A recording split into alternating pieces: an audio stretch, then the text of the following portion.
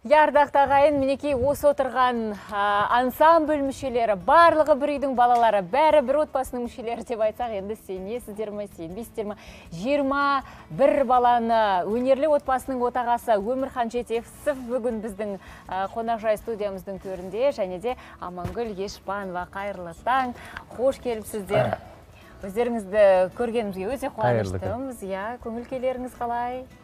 Өте керемет, осы балдарымызбен, өнерлі балдарымызбен осы Нұр-Сұлтан қаласына келіп қалдық. Балдарымыз шетінен өнерлі, өздеріңіз тамашалап жатсыздар. Бүгін осы сіздердің шақыртып алып келіп жатқанымызға өте қуаныштымыз. Балдарымыз енді отан отбасынан басталады дейді ғой. Біз Амангүл екеуміз өнерде бірге жүргеннен кейін осы балдарды 18 баланы бауырымызға алып, осы балдарды өнерге, өмірге тәрбиелеп жатырмыз. Қазір Құдайға шүкір, балдар деген бір үлкен концерт беретіндей жағдайға жетіп келе жатырмыз.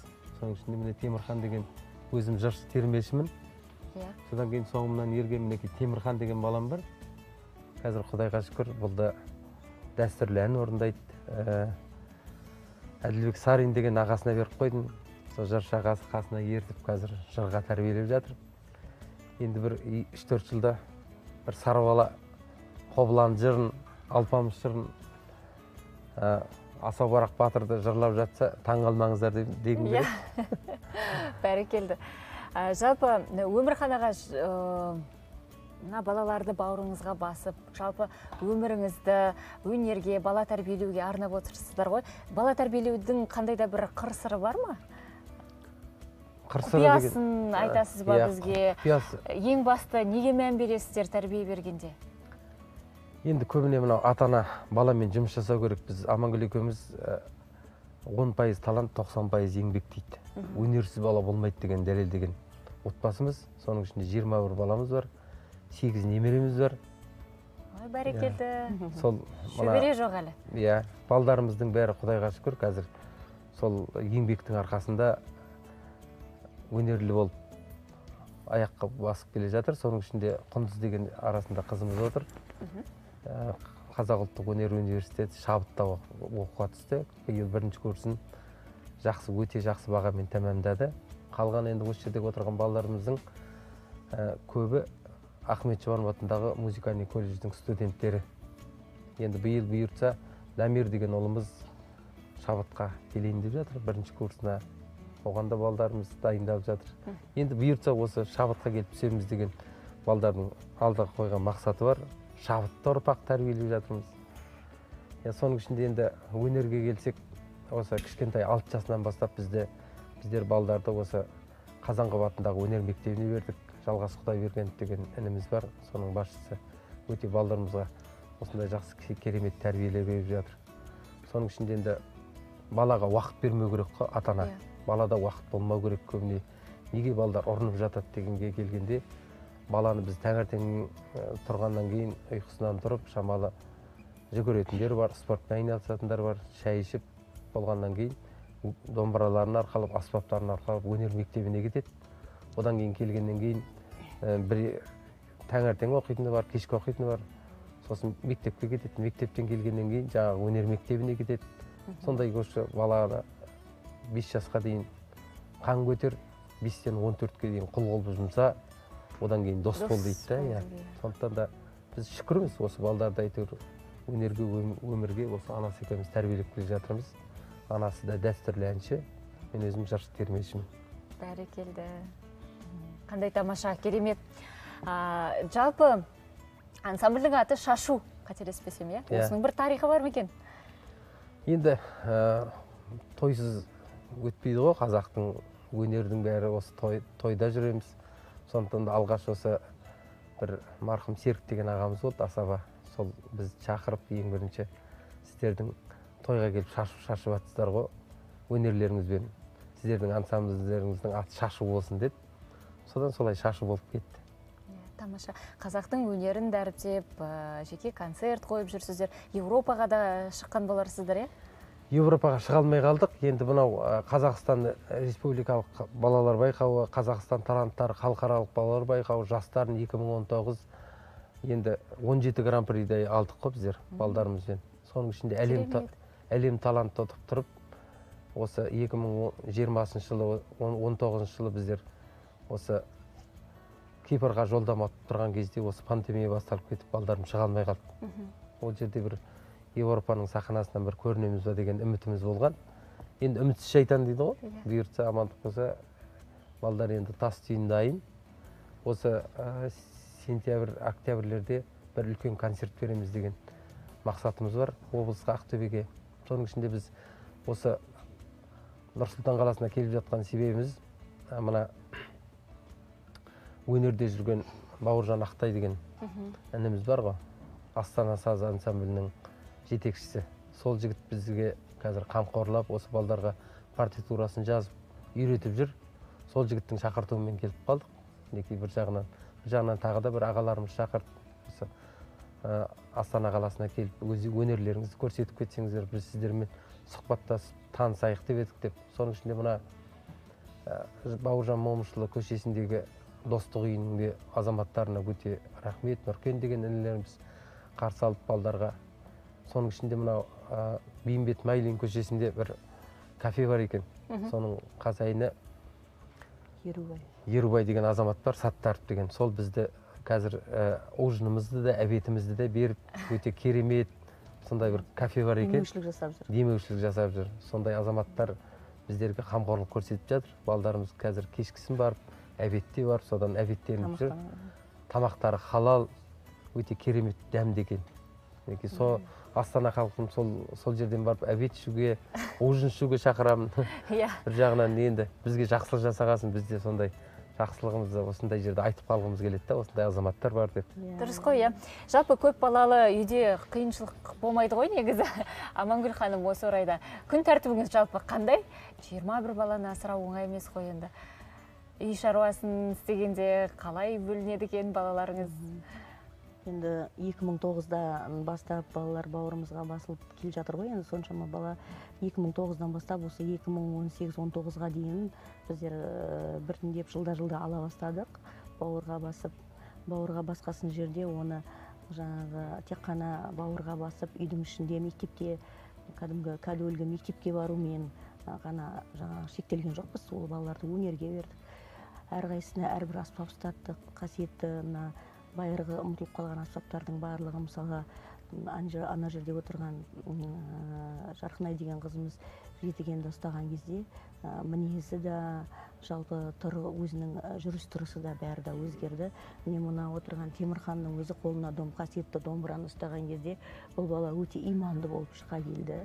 Жалпы бізде тек қана ата-ана емес, мына қасиетті домбыра, мысалы жеті қазынаның бірі, бұл да адам баласын тәрбиелейді екен. Сондықтан мына баланың да жаңағы термен айтқан кезде, жыраулардың жырын айтқан кезде, неше түрлі оның ішіндегі тәрбиесіз мол сөздерді өздеріне сіңіріп, оны түсінген кезде бұл бала да басқаша тәрбиеленді.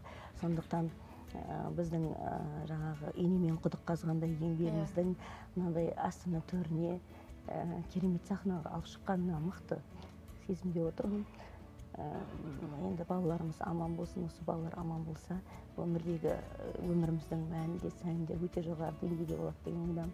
Тамаша. Осы орайда енді Темірханның өнерін бір тамашаласақ, Темірхан Бәкір Тәжібаев ағамыздың, өзіміздің жергілікті композиторымыз Бәкір Тәжібаев ағамыздың ақ құлағын алып кел.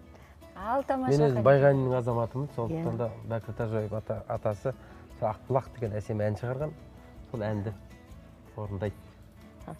Ал қанеке.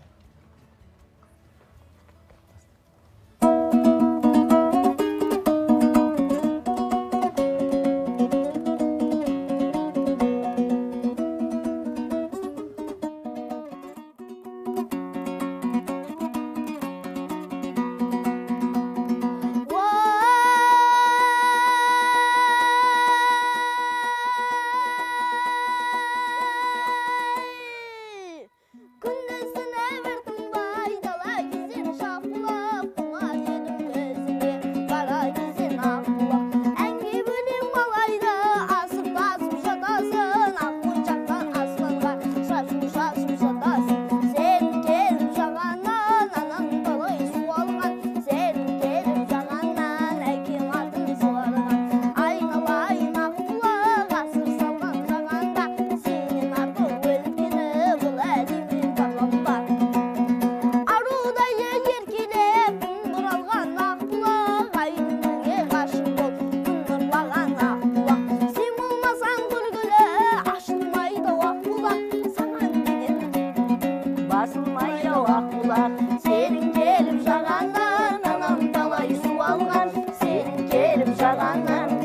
матын суарған, айналайын аққұлы қасым салған заманда, сені жандым өлкені бұл әлемнен табам ба.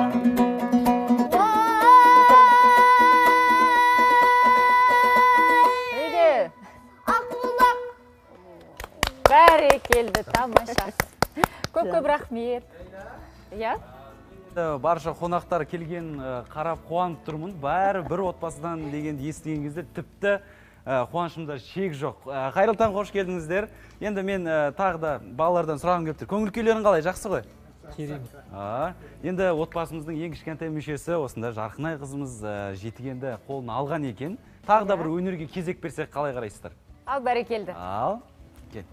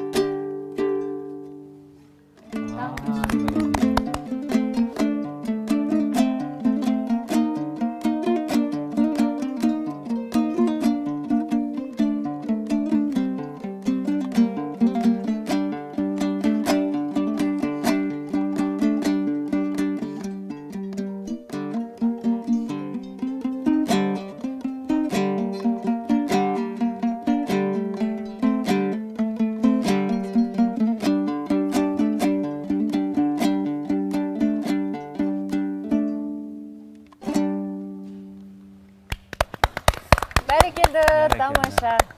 Қандай тамаша, керемет. Бұл балаларыңыздың кенжесі ғой, иә, сонда? Кенжесі Жарқынай деген. Бұл енді Қарақат апасының мектебінде, студиясында оқиды. Жетіген. Бізде мына Жетіген деген шаң басып 4 жылдай тұрып қалды. Сол кезде Жарқынай кішкентай болды. Сол жаңағы ата-ана қанша дегенмен көргенбіз ғой, осы ең бірінші Қарақат мектебі ашылып жатқанда өте біз қуандық. Содан осы Жарқынайымызды беріп едік, қазір Құдайға шүкір керемет жеткенші болып келе жатыр.